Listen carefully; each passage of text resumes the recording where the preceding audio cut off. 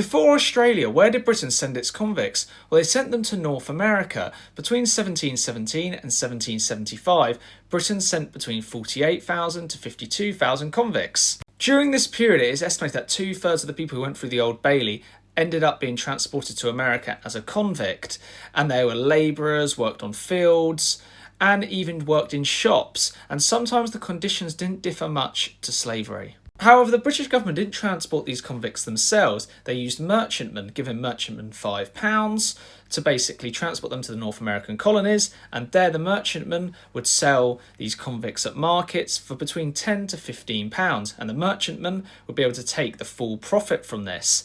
However, most people buying these convicts were the middle class, because many people in the middle class and up-and-coming class couldn't afford slaves, because at this time slaves were between £33 and £44, and the difference between slaves and these convicts was that convicts had a term between 7 to 14 years, and once that term is up, they are free.